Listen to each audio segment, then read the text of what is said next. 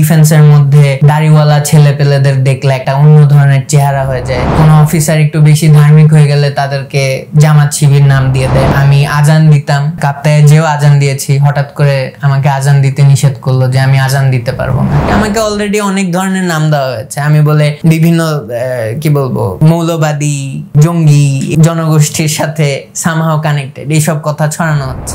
এইবার আমরা ভিতরে সিস্টেমের মধ্যে চেঞ্জ আনার চেষ্টা করলাম, সেটা যদি এবার না হয় তার মানে আসলেই এই যে অনেকে যে বলে যে সিস্টেম খারাপ, এটা একটা myth. No, it will be proven যে সিস্টেম আসলেই খারাপ এন্ড সিস্টেমকে পুরো উপড়ে ফেলতে হবে এবং we would need something better. And something better আমার কাছে একটাই, যে ভাই দেখেন সিস্টেম আমরা এইভাবেও চেঞ্জ করার চেষ্টা করেছি, একবার না, 71-এর যুদ্ধ দিয়ে চেষ্টা করেছি, 75 দিয়ে চেষ্টা করেছি, 90-এর পরে চেষ্টা করেছি, তারপর 2000 সাল পর্যন্ত পুরা সময়টা চেষ্টা করেছি, ইভেন ইসলামিক দলগুলো দিয়ে আমরা চেষ্টা করেছি। এবার 2024-এ আবার চেষ্টা করেছি। ফল কি?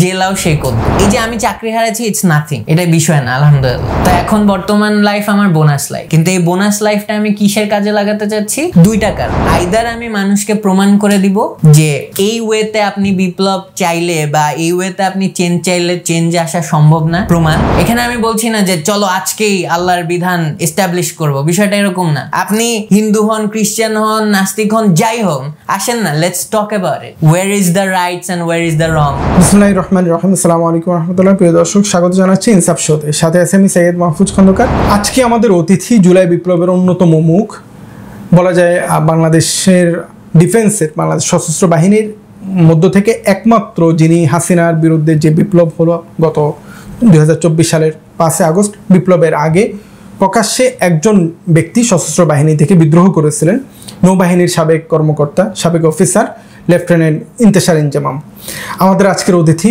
লেফটেন্যান্ট ইন্তেশার ইনজামাম, আমরা জুলাই বিপ্লবের বর্ষপূর্তিতে তার কাছে জানতে চাইব তার ওই সময়টার কথা, যখন তিনি বিপ্লবের অংশগ্রহণ করেন এবং পরবর্তীতে আমরা জানি তিনি চাকরিচ্যুত হন এবং এখন তিনি কি ভাবতেছেন জুলাই বিপ্লব নিয়ে আমরা জানতে চাইব। লেফটেন্যান্ট ইন্তেশার ইনজামাম, আপনাকে অনেক ধন্যবাদ আমাদের সময় দেওয়ার জন্য। জাযাকাল্লাহ। আমি প্রথমে আপনার কাছে জানতে চাই, জুলাই বিপ্লবের বর্ষপূর্তি হতে যাচ্ছে, নিশ্চয়ই আপনার মন্তব্য চাইব যে আপনার কতটা আকাঙ্ক্ষা পূর্ণ হলো, কি কতটুকু চেয়েছিলেন। এর আগে জানতে চাই যে কোন চিন্তা থেকে, আমরা জানি বাংলাদেশের সশস্ত্র বাহিনী, সব পৃথিবীর যে কোনো জায়গায় সশস্ত্র বাহিনী অত্যন্ত সুশৃঙ্খল বাহিনী হয়, এখানে কেউ সিস্টেমের বাহিরে যাওয়ার কল্পনাও করে না, বিশেষ করে একজন ইয়াং অফিসার কেন এই ধরনের রিস্ক নেবে। তো আপনাকে আমরা দেখলাম যে আপনি 4 আগস্ট আপনি প্রকাশ্য হাসিনার বিরুদ্ধে আপনি বাহিনীতে থেকে বিদ্রোহ করলেন, হাসিনার বিরুদ্ধে কথা বললেন, যেটা ভিডিওটা সারা দেশে ছড়িয়ে পড়ে এবং বাংলাদেশে এই ভিডিওটা বেশ ভালো প্রভাব ফেলছিল। মানুষের মনে এক ধরনের মানুষের ধারণা হয়েছিল যে পুরো বাহিনীর মধ্যে এরকম একটা বিদ্রোহ হয়েছে। তো আপনার এই চিন্তাটা কিভাবে আসলো, ওই সময়টা কথা একটু শুনি। জি, মূলত আমার এই চিন্তার স্টার্টিং হলো 17-18 তারিখে জুলাইয়ের। যদিও আমি প্রথম দিকে এই ছাত্র আন্দোলনের যে কোটা আন্দোলন ছিল সেটার পক্ষে ছিলাম না, কারণ আমার কাছে মনে হতো যে বাংলাদেশে যদি সত্যিকারই কোনো ধরনের বদল আসতে হয়, সেটা পুরা সিস্টেমের একটা নতুন ধরনের সিস্টেম আসতে হবে এবং ফুল চেঞ্জ আসতে হবে। তো ওরা হলো একটা সিস্টেমের মধ্যে একটা ছোট্ট বদল চাচ্ছিল এবং সেটা মূলত চাকরি কেন্দ্রিক। তো এখন আমরা যারা চাকরিজীবী, আমরা যারা চাকরি করছি, আমাদের তো চাকরি আছে, so that wasn't an issue. তো ইস্যুটা স্টার্ট হলো 17-18 তারিখ থেকে, যখন মানুষ মারা স্টার্ট করলো একদম ওপেনলি। তারপর ডিওএইচএসে ঢুকে গেল দাও কোরাল নিয়ে, মানে দ্যাট ওয়াজ সামথিং যেটা সবাইকে শেক করেছে আমাদের সোসাইটি, মানে ডিফেন্স কমিউনিটির মধ্যে। কেন? নট বিকজ যে ডিওএইচএসে সবাই ঢুকে গিয়েছে, বিষয়টা এরকম না। বিষয়টা হলো যে ডিওএইচএস এর মতো সিকিউর একটা জায়গাতেও যদি এইভাবে ঢুকে যে কিছু করতে পারে, তাহলে বাইরের অবস্থা কি? তো এইটা হলো আমাদেরকে চিন্তা করতে বেশি মানে উজ্জীবিত করেছে যে আসলে না, এটাকে নিয়ে আরো সিরিয়াস হতে হবে। বাট এই চিন্তার পিছে আরেকটা ইস্যু ছিল যে আমাদের 2009 সালের পর থেকে আমরা তো ছোট ছিলাম, তারপর বড় হয়েছি, বিভিন্ন জিনিস দেখেছি। 2009-এ 57 জন অফিসার, 2013 মানে একটার পর একটা কিন্তু খুন, মানে গণহত্যা চলেছে। তো এইগুলো তো মাথায় ছিলই। সো এই তখন আমার মাথায় সেই মনে হয় সুযোগ যে হয়তো নতুন করে পুরো সিস্টেম রিস্টার্ট দেওয়া যাবে। রিস্টার্ট না, রিথিঙ্ক, রিঅ্যাসেম্বল। তো এটা ভেবেই আমার সাহসটা আসা স্টার্ট করে। তারপর সেটাকে আরও রাগান্বিত করা হয় যখন 24 জুলাই বিভিন্ন মসজিদে ওই আগের স্টাইলে আবার হাসিনার ফ্যামিলি, সেই শেখ মুজিবের পরিবারকে নিয়ে দোয়া মাহফিল হচ্ছে, আর এর মধ্যে এতগুলো ছেলে মেয়ে মারা গেল বা গুলিবিদ্ধ হলো, সেগুলো নিয়ে কোনো কথা নেই, সেগুলো নিয়ে কোনো দোয়া নেই। মানে অ্যাজ ইফ পুরা সিচুয়েশনটা হলো সরকারের বিরুদ্ধে হচ্ছে, সরকার এখানে হলো মানে ভিকটিম, এমন একটা অবস্থা। তো দ্যাটস ওয়েন আমার মাথায় আসলো, এবং আমরা এর মধ্যেই অনেক বন্ধু বান্ধব নিজেদের মধ্যে গল্প করছিলাম, কথা বলছিলাম। অনেকে রাস্তায় বেরিয়ে গিয়েছে, আমার ভাই, ছোট ভাই, সেও রাস্তায় বেরিয়ে গিয়েছে। তো এর মধ্যে এগুলো চলছে। তো এর পিছে যে চেতনাটা, সেটাকে আরও শক্ত করে দিল যখন 24, 25, 26, 27 তারিখ আসলো, ইন্টারনেট ফেরত আসলো। দেখলাম যে আবার বিভিন্ন বয়ান দেওয়ার চেষ্টা হচ্ছে যে এটাকে কেমনে নষ্ট করা হয়। সো তখন আমার মাথায় আসলো, এবং আমি যাদের সাথে কথা বলছিলাম তারা কেউ কোনো ছাত্র না, সবাই এক একজন চাকরিজীবী, কেউ ইসলামিক মাইন্ডসেটের, কেউ সেকুলার মাইন্ডসেটের, বাট সবাই চাচ্ছিল যে একটা বদল আসুক। চাকরিজীবী বলতে কি ডিফেন্সের, তারপর সিভিলের বন্ধু বান্ধব আমার যারা ছিলেন। তো তাদেরকে যা মানে কমিউনিকেট করলাম যে বন্ধ হওয়া যাবে না, চলতে থাক, যেইভাবে কর, নিজেদের যে এলাকায় আছে তোরা চালাতে থাক। এখন বিভিন্ন ছাত্র আন্দোলনের বিভিন্ন যারা সমন্বয়করা তাদের মতো আন্দোলন করেছে, এবং আমরা বলবো যে আমরা গণমানুষের অংশ ছিলাম, যারা হলো এই জিনিসটাকে আরো ফিউয়েল করেছি ইন আ সেন্স। কেন? কারণ আমরা হলো ওভারঅল চেঞ্জ চেয়েছিলাম। এবং এইখানেই আপনার সেই দ্বিতীয় প্রশ্ন আসে যে মানে আমি যে ভিডিওটা পোস্ট করলাম, বা এই যে 27 তারিখের পরে 1 তারিখে আমি চেষ্টা করলাম যে কিছু করা যায় কিনা, আটকে গেলাম। 3 তারিখ আবার চেষ্টা করলাম, আটকে গেলাম। ইভেনচুয়ালি 4 তারিখ রাতের বেলা ভিডিওটা বানিয়ে 5 তারিখ সকালবেলা আমার অ্যাকাউন্ট থেকে পোস্ট করলাম, আর সারা রাত ধরে বিভিন্ন মিডিয়াতে প্রচার করেছি ভিতরে ভিতরে। তো আপনি পোস্ট করেন কখন? এটা পোস্ট করেছি মানে বেসিক্যালি আমার সকালবেলা 5 তারিখ সকাল 8টায় আমার অ্যাকাউন্ট থেকে পোস্ট করি। তবে তার আগের দিন রাত 8টায় 4 তারিখ, তখন থেকে আমি বিভিন্ন অফিসারদের কাছে দেওয়া স্টার্ট করি, জুনিয়র অফিসার্স, তারপর আমার বন্ধু বান্ধব, তারপর আমি ডিডব্লিউর কাছেও পাঠিয়েছিলাম, কানাডা, অস্ট্রেলিয়া, তারপর ইউএসএ, ওখানে যারা আমার পরিচিত তাদের কাছে ডিস্ট্রিবিউট করে দিয়েছিলাম, এবং তারা আস্তে আস্তে ভিতরে হ্যাঁ 4 তারিখে। যাই হোক, তো এই যে এই কর্মকাণ্ডটার পিছে মূল কারণটাই ছিল যে সিস্টেম চেঞ্জ, নতুন একটা বাংলাদেশ দেখতে। কিন্তু এটা মানে ডিফেন্সের মধ্যে আপনি নৌবাহিনীর কর্মকর্তা ছিলেন, অফিসার ছিলেন, তো এটা তো এটা কি আপনাদের যে রুলস এটার খেলাফ না? রুলসের খেলাফ 100%, বাট তখন রুলসের থেকেও বড় বিষয় কি জানেন, যে মনুষ্যত্বের সাইড নেওয়া, এবং দ্বিতীয়ত যেটা, যে তখন তো আমার নৌবাহিনী, বিমান বাহিনী, সেনাবাহিনী সবারই তো নাম নষ্ট অলরেডি। তখন আমরা দেখেছি বিভিন্ন ভিডিও ছাড়া হচ্ছে যেখানে জনগণের দিকে ফায়ারিং করা হচ্ছে, মানুষ হলো পোস্ট দিয়ে দিয়ে 3 বাহিনীকে গালাগালি করছে, সশস্ত্র বাহিনী একটা গালি হয়ে যাচ্ছে। সো এই যে গালি হয়ে যাচ্ছে, এই সময় যদি আমি যে এটাকে জনগণের সাইড নিয়ে আমি যদি সশস্ত্র বাহিনীর মান সম্মান রক্ষা করতে পারি, সেটাও একটা বিষয়। এবং 3 নাম্বার, এটা তো আপনার জন্য অনেক বড় একটা রিস্কের বিষয় যে আপনি এমন একটা সিদ্ধান্ত নিচ্ছিলেন, যে সিদ্ধান্ত যদি হাসিনা থেকে যেত, টিকে যেত, তো এটা তো ভয়াবহ পরিণত হতো। এখনও যে আপনার পরিণতি খুব ভালো হয়েছে তা না, কিন্তু সেটা তো আরো ভয়াবহ হতে পারতো। বাট ওই সময় আসলে এমন জাজবা উঠে গিয়েছিল, স্পিরিট বলতে পারেন, যে আমার মাথায় যেরকম তিন বাহিনীর সম্মান ঘুরছিল, একইভাবে এইভাবে মানুষ মেরে ফেলা ঘুরছিল, এবং এই সবগুলোর উপরে আরেকটা বিষয় ছিল কি, যে আমরা যে নতুন সিস্টেম দেখতে চাই, নতুন বাংলাদেশ দেখতে চাই, বাট কেন? ইনসাফের জন্য। কেন? যাতে আমাদের এই যে 2013 সালে থেকে শুরু করে যতগুলো জঙ্গি কাহিনী হলো, ডিফেন্সের মধ্যে দাড়িওয়ালা ছেলে পেলেদের দেখলে একটা অন্য ধরনের চেহারা হয়ে যায়, তারপর মানে কোনো অফিসার একটু বেশি ধার্মিক হয়ে গেলে তাদেরকে জামাত শিবির নাম দিয়ে দেয়, মানে বিভিন্ন মানে অন্য একটা বয়ান চলছিল, যেটা ডিফেন্সের ভিতরেও ছিল, যেটা আমরা বাইরে দেখতেছিলাম। এটা ডিফেন্সের মধ্যে এই ধরনের ছিল অবভিয়াসলি, জি, বিকজ সব জায়গায় এইভাবেই কাটছাট হচ্ছিল। তো আমরা তো এগুলো দেখছি। তো এগুলো দেখার পর এখন সামনে আমার চাকরি আছে, আবার সামনে আমার মানুষ হিসাবে সম্মান আছে, এবং তার উপরে আমার দায়িত্ব আছে। ওই দিন আমার কাছে এটাকে দায়িত্ব লেগেছে, মানুষ হিসাবে, মুসলিম হিসাবে, এবং ইভেন একটা ডিফেন্স অফিসার হিসাবে। কারণ এইটার পরে যদি হাসিনা থেকে যেত, ওই ড্রেস আমার পরার দরকার ছিল না, বিকজ আমি পরতে পারতাম না। এবং এরকম ভিতরে আরো অনেক অফিসার ছিল যারা বলেছে যে ভাই এই ড্রেস হয়তো আমি আর পরতে পারবো না। আমার এরকম বিভিন্ন বাহিনীর কোর্সমেট, জুনিয়র, তারাই বলছিল যে এই ড্রেস আমার এখন পরে চলতে কষ্ট হচ্ছে, লজ্জা লাগছে যে আমি কিছু করতে পারছি না।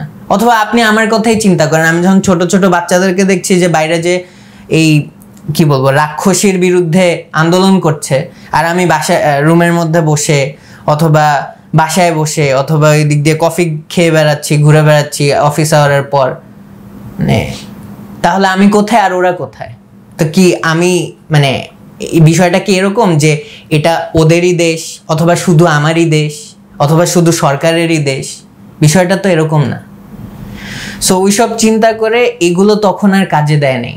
এবং দিন শেষে ওই 5 আগস্টে যখন ভিডিওটা ছেড়ে কিন্তু বের হয়ে যাই। আমি বের হয়ে মিরপুর 12-তে যাই, সেখান থেকে জনগণের সাথে একত্রিত হয়ে গণভবনের দিকে যাই।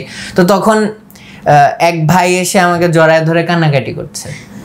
তো ওই কান্নাকাটির মধ্যে আরেক ভাই এসে বলছে যে মানে আপনি এই যে আপনার মতো প্রশ্ন যে এই অবস্থা আপনি এইভাবে কেমনে করলেন? তখন আমি বললাম যে ভাই আজকে আমি মন খুলে এবং কি বলবো গৌরব বোধ করে একটা কথা বলতে পারবো যে আজকে অনেক অফিসারের মধ্যে, অনেক সৈনিকের মধ্যে আমি আজকে যে আমার ইউনিফর্মটা পরতে পেরেছি, আজকে আমার সেই অধিকারের সাথে আমি ইউনিফর্ম পরেছি, কারণ আমি ইউনিফর্মের আসল দায়িত্ব পালন করেছি। যেটার জন্য ইউনিফর্ম বানানো, সেটা কি মানুষের পক্ষে থাকা, বিপক্ষে না। জি, আপনি এর পরের ঘটনাগুলো আমি একটু শুনতে চাইবো যে আপনি কিভাবে আপনি 5 তারিখের পরে আপনার চাকরি আরও বেশ কিছুদিন আপনি চাকরি করছেন, ওই সময় কি ঘটছে এটা কি আপনি ছোট করে আপনি বলবেন যে আপনার একটা বিপ্লবে আপনি অংশগ্রহণ করেন। আমরা দেখলাম আপনি গণভবনে গেলেন আপনার ড্রেস সহ, আপনার পোশাকে, আপনার অফিসিয়াল পোশাকে। এরপর আপনি বেশ কিছুদিন আড়ালে ছিলেন, বা আমরা আপনার সাথে কানেক্ট ছিলাম না, যোগাযোগ ছিল না, আপনার সাথে অনেকের যোগাযোগ ছিল না। তো ওই সময়টা কেমন ছিল একটু এই আপনার গত জুলাই থেকে এই জুলাইটা একটু সালতাম একটু শুনতে চাই। 5 আগস্ট বাইরে ছিলাম, গণভবনে গেলাম ড্রেস পরে, সারাদিন বাইরেই ছিলাম। রাত্রেবেলা আমি একটা আশ্রয় যে আমার রিলেটিভের বাসায়, এবং সেখান থেকে 6 তারিখ সকালবেলা আমি আবার আমার বেজে ফেরত যাই, বিএনএস হাজি মহসিন। এবং সেই 6 তারিখও খুব মানে ইজিলি বেজে ছিলাম, এবং আমি অনলাইনে অ্যাক্টিভ ছিলাম, এবং বিভিন্ন ধরনের মানুষের সাথে আলাপ হচ্ছিল, অনেকজনকে সাহায্য করার চেষ্টা করছিলাম, কারণ তখন দেশের অবস্থা খুব একটা ভালো না। এই করতে করতে 7 তারিখ আসে। 7 তারিখ সকালবেলা আমার কমান্ডিং অফিসার আমাকে রুমের মধ্যে ডেকে নিয়ে যায়, তারপর অনেক কিছু নিয়ে আলাপ করে। তো এই আলাপের মধ্যে আমি তাকে কিছু কি বল নোটিস দিই যে স্যার এখন এই জিনিস করা উচিত। তো তখন উনি আমাকে একটা রেকর্ডার দেয়, দিয়ে বলে আচ্ছা এগুলো তুমি বলো, তাহলে আমি এটা জায়গা মতো পৌঁছানোর চেষ্টা করব। তো এটা বলার পরে রেকর্ডারটা নিলাম, নিয়ে সেগুলো বললাম, এবং তার মধ্যে মূল যে অংশ ছিল যে 3 বাহিনীর প্রধানের একত্রিত হয়ে প্রত্যন্ত অঞ্চলে একটা সিভিল ফোর্স বানাতে হবে, যেহেতু আমাদের প্রত্যন্ত অঞ্চলে সব ধরনের বাহিনী ঢুকতে পারছে না, কারণ আমাদের এত সংখ্যক লোক নেই। তো সেই প্রত্যন্ত অঞ্চলে যাতে সিভিল লোকদের আন্ডারে একটা টিম বানানো হয়, বিভিন্ন টিম বানানো হয়, যেটা 3 বাহিনী চালাবে, তাহলে আমাদের ম্যান পাওয়ার বাড়বে। এইভাবে আমরা মানুষ বাড়াতে পারি, বিভিন্ন জায়গা হলো আমাদের পর্যবেক্ষণে রাখতে পারি। এবং আরেকটা যেটা বললাম যে এখন বর্তমানে বিভিন্ন টেররিস্ট বা সন্ত্রাসী জন্ম নিচ্ছে, অথবা আগে যারা মাথা লুকায় ছিল মাথা চারা দিয়ে উঠে মানুষকে ক্ষতি করছে, এই সব লোককে শেষ করে দিতে হবে। না হলে এরা কি করবে, কিছুদিন পর এই আপনার অস্থিতিশীলতা তৈরি করবে। না, অস্থিতিশীলতা তো তৈরি করবেই, বাট তাছাড়া তারা বিভিন্ন দলের আশ্রয়ে যে সেই সন্ত্রাসবাদীটাকে তারা লেজিটিমাইজ করবে। এবং আপনি বর্তমানে বিভিন্ন দিকে তাকালে দেখতেই পারবেন যে তাই হচ্ছে। তো এইটা বলার পরে 1 ঘন্টা পর আমি ওই অফিসেই বসেছিলাম। 1 ঘন্টা পর স্যার আবার আরেক ঊর্ধ্বতন কর্মকর্তার থেকে ফেরত আসলেন, এসে আমাকে বললেন যে তোমাকে প্রোটেকশনে নিতে হবে, তোমার জানের ঝুঁকি আছে। এই প্রোটেকশনে নিবে বলে আমার ফোন সবগুলো নিয়ে নিল, নিয়ে একটা রুমের মধ্যে যে ঢুকালো সেখানে তালা মেরে দিল। মেরে দিয়ে এই 45 দিন আমার বাইরের সাথে কোনো কানেকশন নেই, কোনো ব্যক্তির সাথে কথা নেই, কোনো অফিসার এসে আমাকে কিছু প্রশ্ন করে না, কোনো তদন্ত হয় না, কোনো বোর্ড অফ ইনকোয়ারি হয় না, নাথিং। জাস্ট 45 দিন পড়েছিলাম একটা রুমে। এবং এই 45টা দিন শুধু মানে নিজের সময় কেমনে পার করেছি আমি নিজেও জানি না। মানে কখনো কখনো আমার মনেও নাই যে আসলে এই সময়টা আমি কেমনে পার করেছি। বাট 45 দিনটা চলে গেল, বের হলাম। এর মধ্যে আমাকে আবার এক জায়গা থেকে আরেক জায়গায় শিফট করা হয়েছে। এটাকে 300 ফিটে একটা জায়গায় বেজ আছে। তো এর মধ্যে আমাকে আমার প্যারেন্টসের সাথে দেখা করতে চান। বাবা তো মারা গিয়েছে 13 জুলাই 2024। তো আব্বুর জানাজা আমি পড়িয়েছিলাম, গোসল করিয়েছিলাম। যাই হোক, এরপরে আর কি এই সব ঘটলো। তো এর মধ্যে আম্মু একা, আমার ছোট ভাই। আম্মু বলে অনেক জায়গায় দৌড়াদৌড়ি করেছে, কিন্তু আম্মুর সাথে আমার দেখা করতে দেয় নাই। তো এইভাবে ওই সময়টা পার হয়েছে। পরে 20 সেপ্টেম্বর তখন আমাকে নিয়ে গেল একটা জায়গায়, নিয়ে যে আমার মায়ের সাথে দেখা করে আমার মায়ের কাছে দিয়ে বলল যে ওর নতুন জায়গা হলো কাপ্তাই, কাপ্তাই সে পোস্টিং। সো কাপ্তায়ে গেলাম। কাপ্তায়ে যাওয়ার আগেও আমার মায়ের সামনে বলল যে ও যদি এরকম কিছু আবার করে তাহলে ওকে জেল করে ফেলার ক্ষমতা আমাদের আছে, ফাঁসিতে ঝুলানোর ক্ষমতাও আছে, এরকম একটা বিষয়। মানে আম্মুর সামনে একটা ভয় দেখালো, আম্মু ভয় পেলে আমিও প্রেশারাইজ হব, এই করে কাপ্তায়ে পাঠালো। সেই কাপ্তায়ে আমাকে নর্মাল অফিস করতে দিল, সব দায়িত্ব নর্মালি দিল, কিন্তু আমাকে ইন্টারনেট চালানো নিষেধ করে দিল। তারপর আমি আজান দিতাম, কাপ্তায়ে যেও আজান দিয়েছি, হঠাৎ করে আমাকে আজান দিতে নিষেধ করলো যে আমি আজান দিতে পারবো না। তারপর আমার মা যখন আমাকে রেখে আবার ঢাকায় ফেরত আসলো, আম্মুকে ডেকে বললো যে আমার বলে মাথায় প্রবলেম, আমি বলে আত্মহত্যা করবো, আমি বলে ফ্যানের সাথে ঝুলে যাব, পুকুরে যে ডুবে মরবো, তারপর কি বলবো পাহাড় থেকে লাফ দিয়ে মারা যাব, এরকম একটা অবস্থা। মানে আমার মাকে কেন জানি প্রেশারাইজ করা হচ্ছে, কেন জানি না, বেসিক্যালি তাকে প্রেশারাইজ করলে আমি চুপ থাকবো, বিষয়টা এরকম। তো এই করে দিন কাটলো। তারপর আমি অনলাইনে অনেক কিছু দেখে ভাবলাম যে এত চুপ করে না থেকে মানুষকে জানাই যে না আমি বেঁচে আছি এবং আমি সার্ভিং। তো এরপর 21 নভেম্বর সশস্ত্র বাহিনী দিবস, সেটা ছুটিতে ঢাকায় আসছিলাম, সশস্ত্র বাহিনী দিবসে কার্ড পেয়েছিলাম আমার বাবা, ওখানেও জয়েন করি। তারপর সেটার ছবি আবার ডিসেম্বরে দেই। তো এই সব কিছু নিয়ে আমার অ্যাক্টিভিটি ছিল। এবং তখন আবার ভারত এর বিরুদ্ধে কিছু লেখালেখি করেছিলাম। ওই যে বাবরি মসজিদ ভেঙে ফেলেছিল ওটার হিস্ট্রি লিখেছিলাম। তারপর শেখ মুজিব আর হাসিনার রাজনীতির বিষয়ে লিখেছিলাম। তো এই সব কিছু নিয়ে হঠাৎ করে আমাকে আবার প্রশ্নবিদ্ধ করা হলো যে তুমি কেন এগুলো আবার লিখেছো, এগুলো লেখা উচিত না এবং you have done something wrong. তা আমি তখন ভেবেছি যে এই 5ই আগস্টের পর হয়তো এগুলো চেঞ্জ হয়েছে, নতুন স্টাইলে হয়তো কথা বলা যাবে। বাট দেখলাম যে জেলাও সেই কদ্দু। এবং অন্যান্য বিভিন্ন অফিসার ছবি পোস্ট করছে, বিভিন্ন জিনিস নিয়ে কথা বলছে, সেগুলো প্রবলেম না, কিন্তু লেফটেন্যান্ট ইন্তিসার বললে প্রবলেম। এবং আমাকে ডিরেক্টলি বলা হলো, কারণ আমি প্রশ্ন করেছিলাম আমার এক কর্মকর্তার কাছে, এটা হলো এই 2025-এর ফেব্রুয়ারি মার্চের দিকে, যে স্যার আমার সাথে এরকম স্টাইলের আচরণ কেন, আমাকে এত চাপায় রাখা হচ্ছে কেন, এরকম করা হচ্ছে কেন? তখন বলে যে তুমি তো বুঝো যে তুমি স্পেশাল কেস। তখন আমি বলেছিলাম যে স্যার আমাকে লেফটেন্যান্ট ইন্তিসার একটা নর্মাল অফিসারের মতো ট্রিট না করলে রেখেন না। If you do not treat me like a normal officer then don't keep me. যাই হোক, ইভেনচুয়ালি তাই হলো। সেই মে আসলো, মে মাসে আমাকে হঠাৎ করে বরখাস্ত করলো, কিন্তু সেই বরখাস্ত করার পিছে কোনো বোর্ড অফ ইনকোয়ারি, কোনো কোর্ট মার্শাল কিচ্ছু ছিল না, এটা প্রশাসনিক আদেশে বরখাস্ত। সেটা নিয়ে এখন চলছে আলহামদুলিল্লাহ। এবং এর সাথে অ্যাড করব যে আপনি যে একটা প্রশ্ন করলেন যে আসলে আমরা কি 5ই আগস্টের পর যেসব আকাঙ্ক্ষাগুলো ছিল সেগুলো কি পেয়েছি কিনা।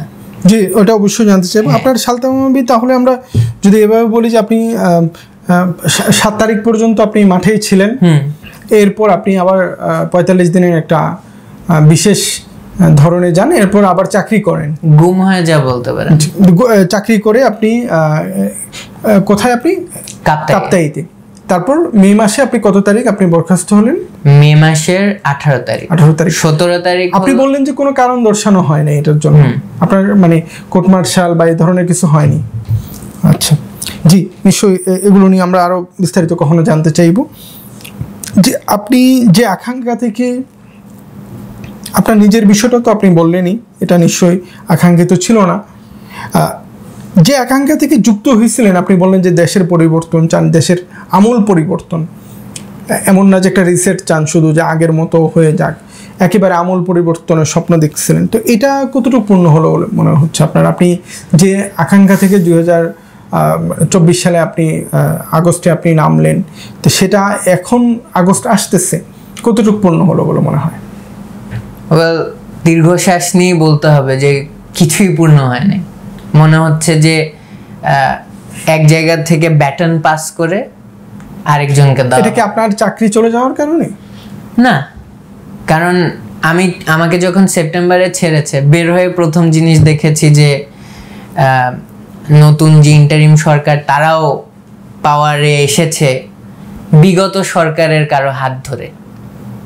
তো সেটা কেমনে আকাঙ্ক্ষিত আমি জানি না, সেটাকে কেমনে বিপ্লবোত্তর মানে সকল দল কেমনে মেনে নিল এবং অ্যালাউ করলো জানি না, কি ভেবে অ্যালাউ করলো সেটাও জানি না।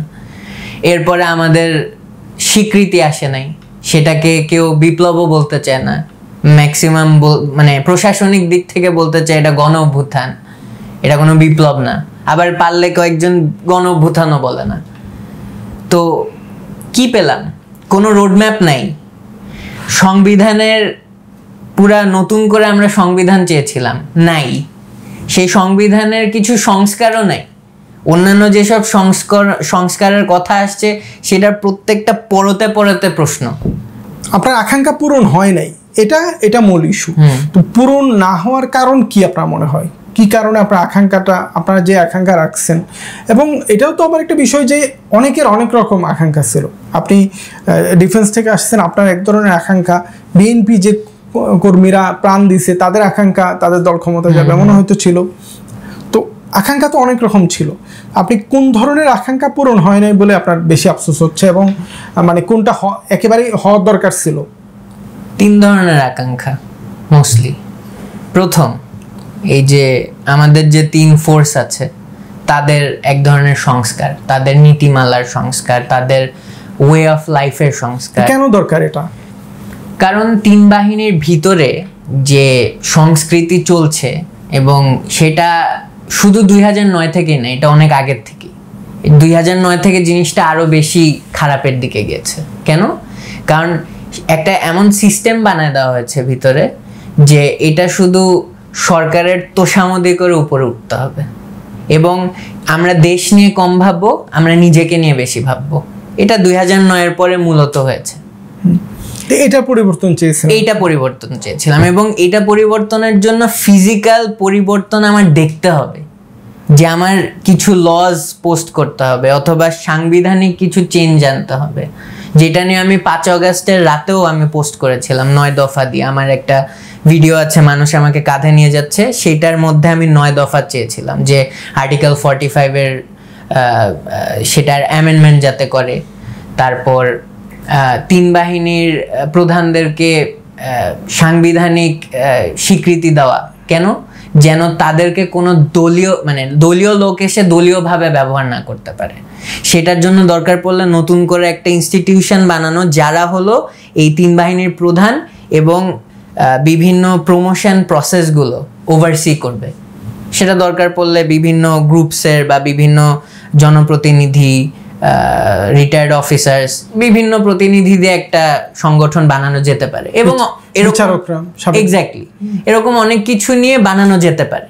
তো এগুলো নিয়ে কোনো আলাপে আমি দেখলাম না।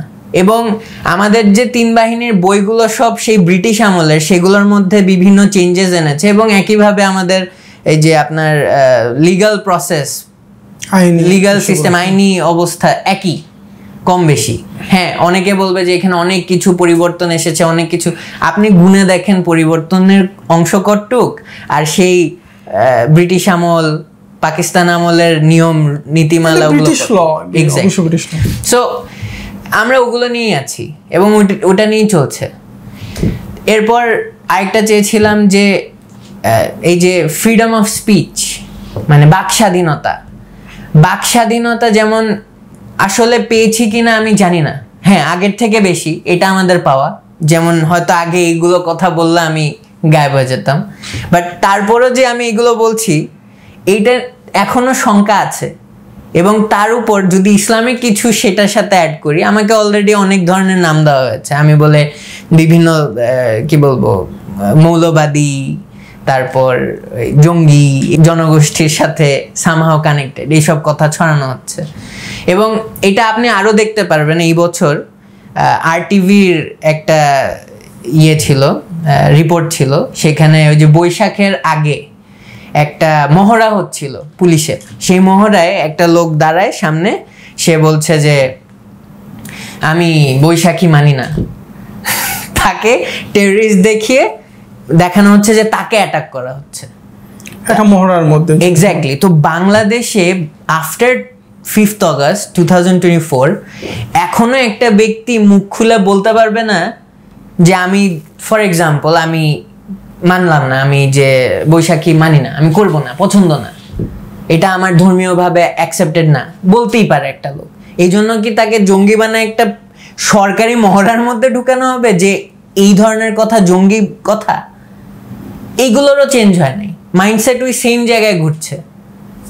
তারপরে কি ফাইনাল যেটা, যে এই যে এখনো ওই যে আপনার প্রশাসনের তোষামদি, ডিফেন্সেরটা তো বাদ দিলাম, প্রশাসনের তোষামদি সেটা তো চলমান।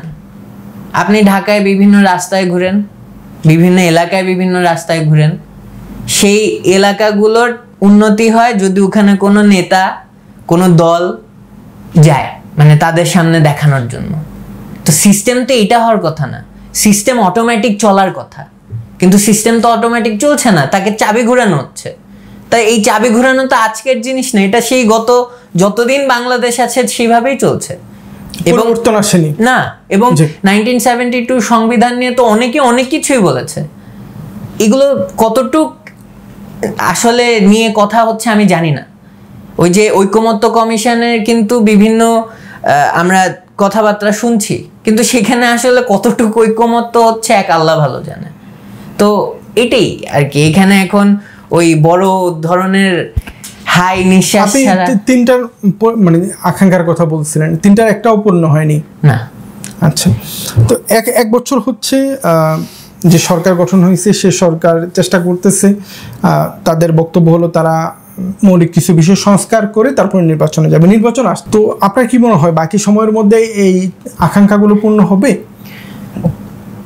আমার মনে হয় যে আমরা যদি সকল দল একত্রিত হয়ে সত্যিকার ঐক্যমত্য গঠন করে আবার সেই 2024 সালের 5ই আগস্টের মতো একত্রিত হয়ে যদি এইসব আমাদের যেসব চাওয়া আদায় করে নিতে পারি, তাহলে সবার আগে ঘোষণাপত্র, এরপর সংস্কারের ওয়াদা, এইগুলো আদায় করে নিতে হবে সেই ঘোষণাপত্র দিয়ে।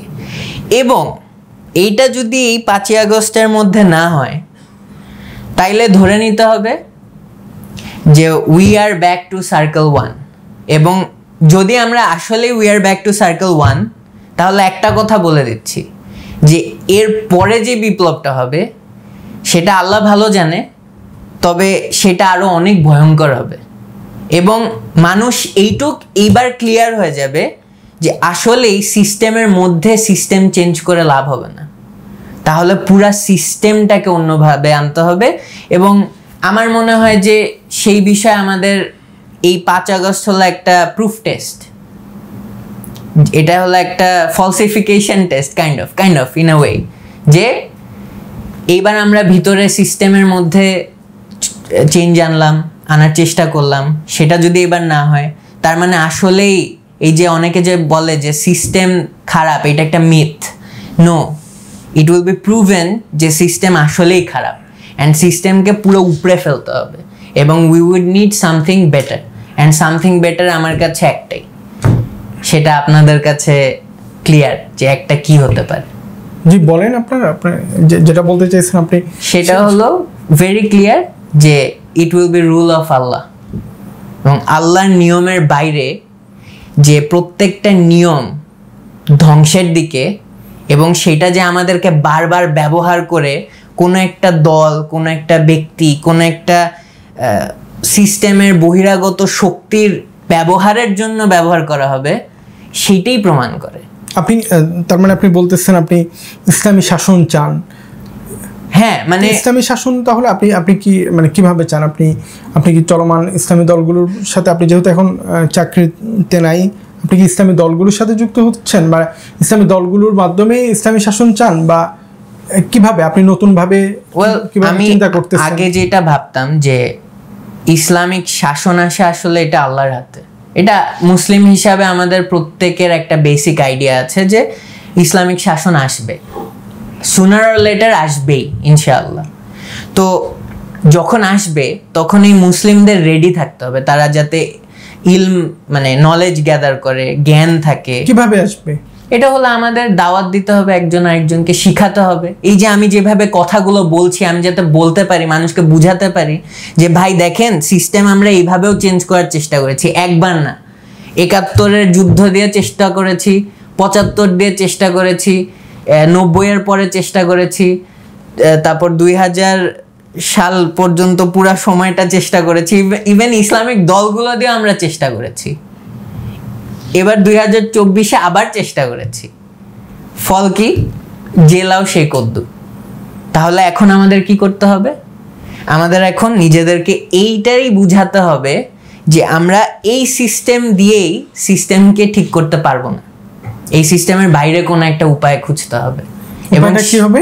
উপায়টা হবে যে আমাদের প্রথমত বাংলাদেশের সিস্টেমটা পরিবর্তনের উপায়টা কি হবে? সিস্টেম তো আপনি বললেন যে মানে ইসলাম আসলে আল্লাহ তাআলার শাসন, আল্লাহর বিধান বাস্তবায়িত হলে মানুষের অধিকার বাস্তবায়ন হবে। তো এটা হবে কিভাবে?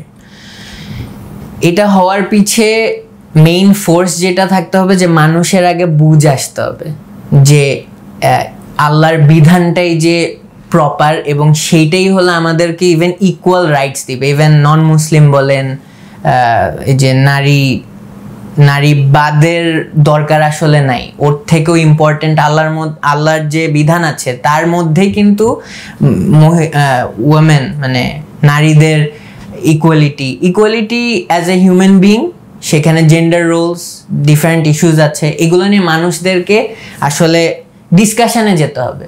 জি, আপনি বলতেছেন তার মানুষকে বুঝালে, মানুষ জানলে ইসলামী শাসন ব্যবস্থা কায়েম হতে পারে। এক্স্যাক্টলি, এবং মানুষের একত্রিত এই বিষয়গুলো নিয়ে জানতে হবে, এবং আপনি জানানোর কাজ করতেছেন, জানানোর পথে হাঁটা স্টার্ট করেছি। আগে মানুষকে জানানোর কাজে অংশ নিচ্ছেন। জি, এবং আগে মানুষকে বোঝানোর চেষ্টা করছি যে এই যে গত যে আমরা বিপ্লব পার করলাম এবং বর্তমানে যে অবস্থা, এটা প্রমাণ করে যে আমরা এইভাবে যতই চেঞ্জ করতে চাই, আমাদের যদি উদ্দেশ্য ঠিক না থাকে, আমাদের ক্লিয়ার একটা উদ্দেশ্য থাকতে হবে। এটা কোনো চাকরির জন্য আন্দোলন হওয়া যাবে না, এটা কোনো কি বলবো নতুন দলের আন্দোলন হওয়া যাবে না, এটা হতে হবে নতুন সিস্টেমের আন্দোলন। এটা এমন একটা আন্দোলন হতে হবে যেখানে আমাদের উদ্দেশ্যই হলো যে আমরা একটা ইনসাফি সিস্টেম আনতে চাই, এবং তখনই মানুষ আরো সামনের দিকে আগাতে পারবে। এবং এইটার জন্যই প্রুফ হলো 5ই আগস্ট, এবং এই বছরের 5ই আগস্ট এটাকে সিলড ইন কি বলবো স্টোন বলা যায়। এইটাই প্রমাণ করে দিবে যে আমরা যা যা আকাঙ্ক্ষা করেছিলাম কিচ্ছু পাইনি, না হয়েছে ওটা কি বলে আপনার ঘোষণাপত্র নিয়ে আমিও চিল্লাচ্ছি। আপনি ঘোষণাপত্র নিয়ে আপনি ফেসবুকে লিখছেন, আপনি একটা ঘোষণাপত্র ড্রাফট আপনার প্রস্তাবনা আপনি উপস্থাপনা করছেন। এ বিষয়ে আপনি মানে কি চাচ্ছেন, আপনার ওখানে কি আছে, আপনি কি বলতে চেয়েছেন ওখানে? এই যে এতক্ষণ আমি আপনার সাথে যেসব আকাঙ্ক্ষা নিয়ে কথা বলেছি সেইগুলো বিষয় ওখানে আছে, যেরকম ডিফেন্স, তারপর পুলিশ বাহিনী, তারপর আপনার লেজিসলেচার মানে জাস্টিস সিস্টেম, তারপর আপনার মেডিকেল মানে কি বলবো স্বাস্থ্যসেবা, তারপর এডুকেশন, সব কিছু নিয়ে আমাদের এখানে একটা রোড ম্যাপ থাকবে যেটা বলবে যে এই জায়গায় এই ধরনের সংস্কার করা হবে। আপনি চাচ্ছেন এই ঘোষণাটা আসুক রাষ্ট্রের পক্ষ থেকে? এক্স্যাক্টলি, এবং তার আগে স্বীকৃতি যে বিপ্লব হয়েছে সেটা একটা, এইটা যদি আসে মানে বিপ্লব কি মানে কোন অর্থে এটা বিপ্লব হলে তো বিপ্লবে আপনি যুক্ত ছিলেন, আপনি চাকরিচ্যুত হওয়ার কথা না, তো আপনি এটাকে বিপ্লব কিভাবে বলতে চান? এখনো যে হোপ ধরে আছি, এখনো শেষ চেষ্টা করে যাচ্ছি যে এই 5 আগস্ট 2025 পর্যন্ত চেষ্টা করে যাই। 2 ওয়েতে আমি জিততেছি। কেন? 5 আগস্ট 2025 পর্যন্ত যদি ঘোষণাপত্র না আসে, এবং এর পরেও যদি ঘোষণাপত্র আসে এবং সেটা যদি আমাদের আকাঙ্ক্ষা অনুযায়ী না হয়, এটাই প্রমাণিত হবে যে এই way of doing things failed, এবং আমাদের উদ্দেশ্য মুখরিত একটা আন্দোলন হতে হবে, একদম ক্লিয়ার কাট।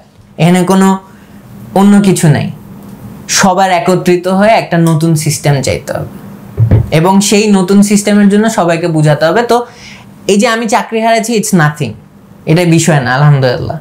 এবং হতে পারে এটা আমি মেনে নিব যে ফাইন, আমি চাকরি হারিয়েছি, তাও আমাকে ঘোষণাপত্র দেন, আমার দেশের চেঞ্জ হোক। আমি তো ওই জন্যই নেমেছিলাম।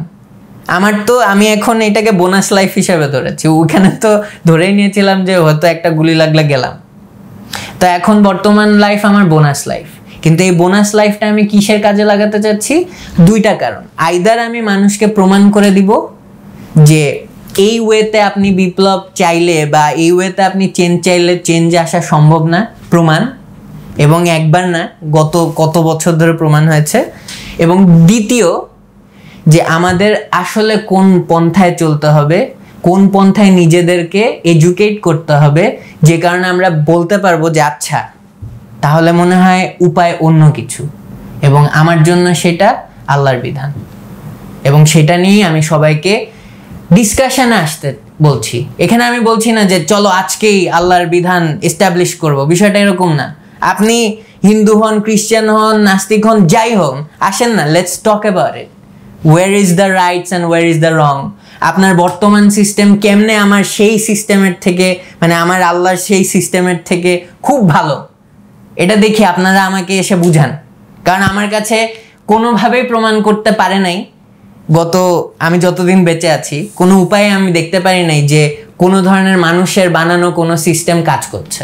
এটা মানুষকে, এটা কিরকম জানেন, ওই যে পোকা লাইট দেখে যেতে থাকে না, তাদের কাছে লাইটটা খুব সুন্দর লাগে, কিন্তু ওই লাইটের বাইরে যে ইলেকট্রিফাইং যে গ্রিলগুলো, সেখানে যে পুড়ে ছাই হয়ে যায়, ওটুক তারা আর দেখতে পায় না, কারণ ওটুক তো সে বুঝেই নেই, ওই পর্যন্ত যে কিন্তু পুড়ে ছাই।